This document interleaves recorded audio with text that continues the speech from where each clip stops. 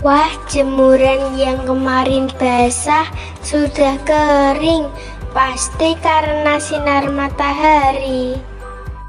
Teman-teman, matahari merupakan sumber energi terbesar di bumi. Panas matahari berpengaruh terhadap aktivitas manusia dan makhluk hidup lainnya.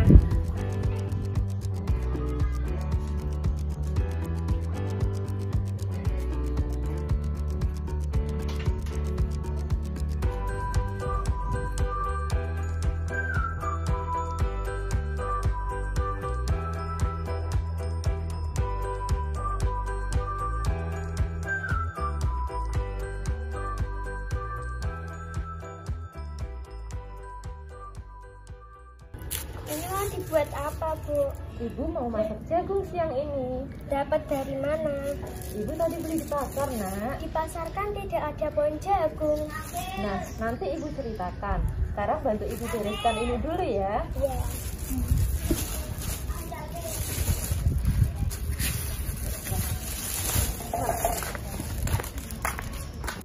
Bu, Fania ingin tahu bagaimana Ibu mendapatkan jagung-jagung tadi. Nah, jadi begini ceritanya, Fania. Pertama, petani menanam biji jagung.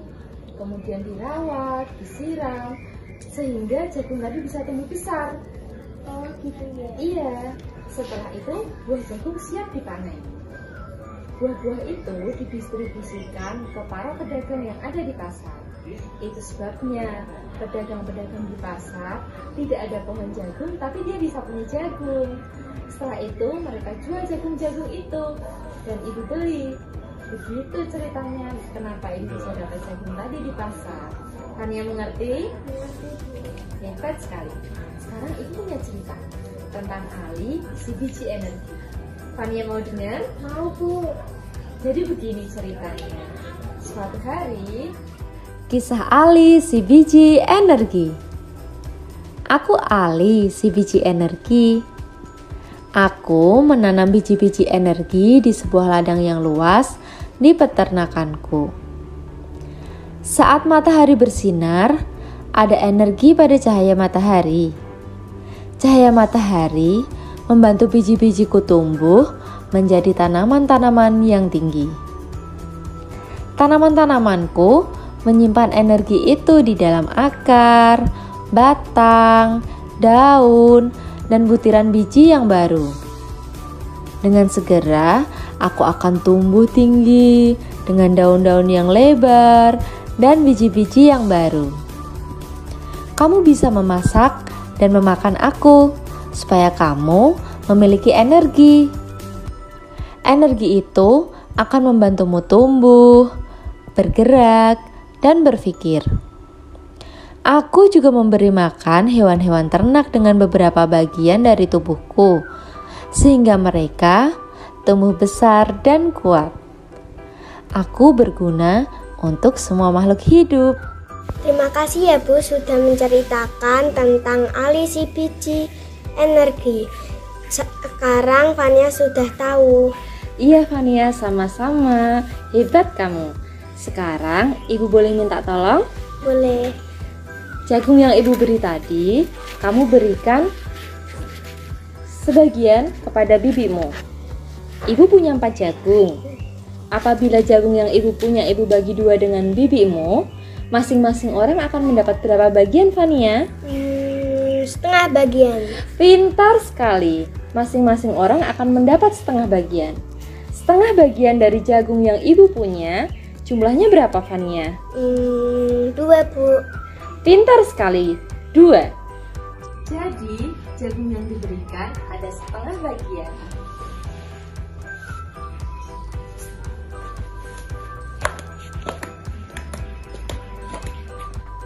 Nah anak-anak, sekarang kalian coba jawab pertanyaan berikut ini ya. Kalian bisa tulis jawabannya di kolom komentar.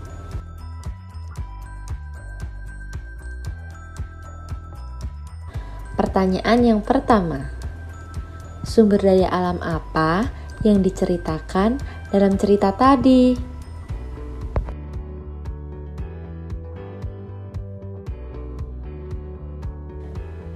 Betul sekali. Kita sedang membicarakan salah satu sumber daya alam yang ada di Indonesia, yaitu tanaman jagung.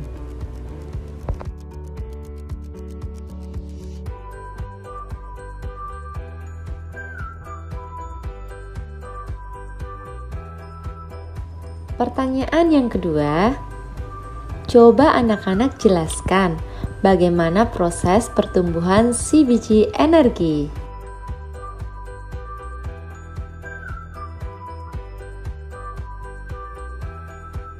Wah, pintar sekali anak-anak. Jawaban kalian benar. Fase yang pertama adalah fase perkecambahan. Fase yang kedua atau disebut fase V3 sampai V5 yaitu jumlah daun yang terbuka sempurna 2 hingga 5 lembar. Fase yang ketiga yaitu fase V6 sampai V10 yaitu jumlah daun yang terbuka sempurna 6 hingga 10 lembar. Fase yang keempat atau fase V11 sampai Vn yaitu jumlah daun yang terbuka 11 hingga daun yang terakhir. Fase kelima disebut fase tasseling atau berbunga jantan.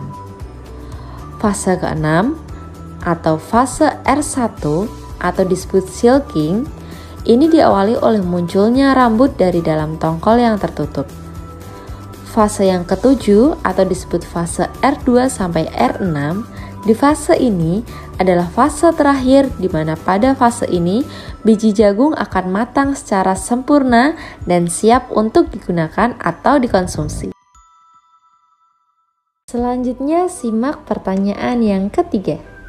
Sebutkan bagian tubuh dari si biji energi yang bisa dimanfaatkan. Kalian tulis jawaban kalian di kolom komentar ya.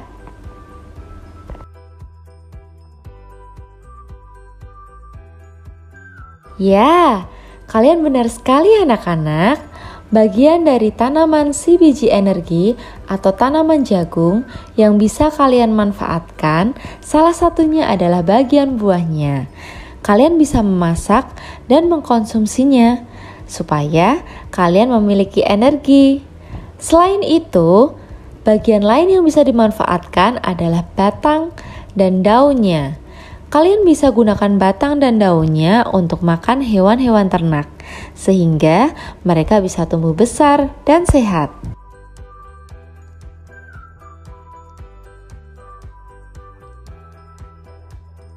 Pertanyaan yang terakhir. Coba kalian ceritakan bagaimana proses jagung bisa sampai ke tangan konsumen. Kalian bisa tulis jawaban kalian di kolom komentar ya.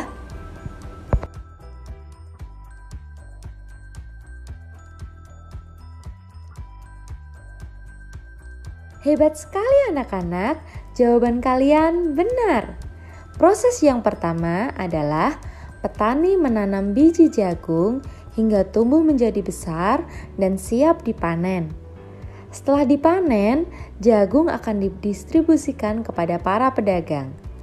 Pedagang akan membawa jagung-jagung itu ke pasar untuk dijual kepada para konsumen. Nah, sampailah konsumen membeli jagung.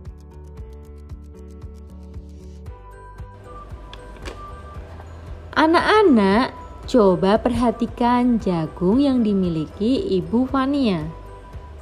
Total jagung yang dibeli Ibu dibagi 2 dengan Bibi. Masing-masing mendapat 2 bagian dari 4 bagian. Bentuk pecahannya jika dituliskan menjadi 2/4. Nah, sekarang kita coba kerjakan soal berikut ini ya. Perhatikan semangka di samping ini. Ibu mempunyai 1 buah semangka. Ibu akan membagikan kepada 4 orang anaknya. Ada Aldo, Ani, Susi, dan Albert. Coba kalian hitung masing-masing anak mendapatkan berapa bagian? Wah, benar sekali anak-anak. Ibu membagi semangka yang dimilikinya menjadi 4 bagian sama besar. Kemudian, masing-masing anak mendapatkan 1 bagian dari 4 bagian. Jika dituliskan dalam bentuk pecahan, menjadi 1/4.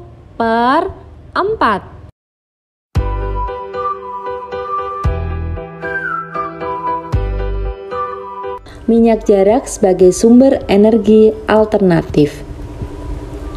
Minyak jarak mulai dikenal sebagai sumber energi alternatif biodiesel. Biodiesel dihasilkan dari minyak yang diperoleh dari biji tanaman jarak yang banyak tumbuh di daerah tropis seperti di Indonesia. Minyak jarak dari biji tanaman pagar ini mempunyai potensi untuk dikembangkan sebagai tanaman penghasil minyak, pengganti bahan bakar minyak bumi, karena memiliki beberapa keunggulan. Salah satu keunggulan minyak jarak adalah tanaman ini mudah dibudidayakan, sehingga dapat menjamin ketersediaan bahan mentahnya. Proses pengolahannya cukup sederhana, sehingga mudah dilakukan oleh masyarakat umum. Tidak memerlukan teknologi yang tinggi, sehingga biaya investasinya terbilang murah. Minyak jarak juga dimanfaatkan untuk minyak rambut dan minyak pijat. Kemasan minyak jarak dibuat lebih praktis, sehingga memudahkan penggunanya. Minyak jarak dapat ditemui di pasar-pasar modern atau di warung. Pemanfaatan minyak jarak ini telah memberikan kesempatan yang baik dalam bidang pekerjaan. Saat penanaman pohon jarak sampai panen, dibutuhkan tenaga. Begitu pula saat tanaman diolah menjadi minyak, tentunya membutuhkan para ahli untuk membuatnya. Belum lagi kemasan yang menarik, pasti dibutuhkan tangan-tangan terampil untuk mengemasnya. Pemanfaatan minyak jarak yang banyak, selain berdampak positif, tentunya juga akan memberikan dampak yang kurang menguntungkan bagi masyarakat. Nah, setelah kalian perhatikan teks bacaan tadi, akan ada pertanyaan. Kalian jawab di kolom komentar ya. Berdasarkan bacaan tersebut, apa kelebihan minyak jarak untuk dijadikan salah satu sumber energi alternatif?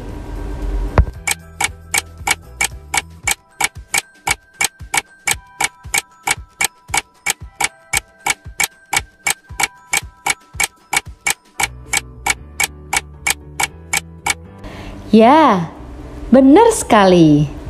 Tanaman jarak mudah dibudidayakan, sehingga dapat menjamin ketersediaan bahan mentahnya. Proses pengolahannya pun cukup sederhana, sehingga mudah dilakukan oleh masyarakat umum, dan biaya pengerjaannya pun murah. Pertanyaan yang kedua, menurut pengalaman kalian, pernahkah kalian memanfaatkan olahan minyak jarak dalam kehidupan sehari-hari? Nah, kalian jawab di kolom komentar ya.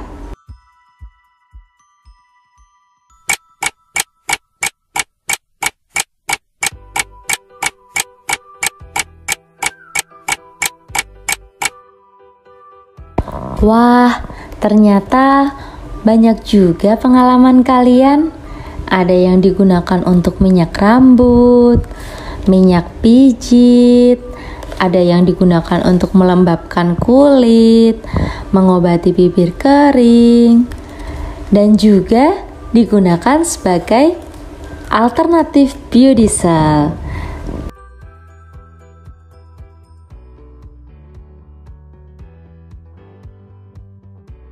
Semangat anak-anak hebat, kalian luar biasa. Hari ini kalian sudah belajar literasi. Semangat terus membaca ya, supaya wawasan kita semakin luas. Sampai jumpa di video literasi selanjutnya.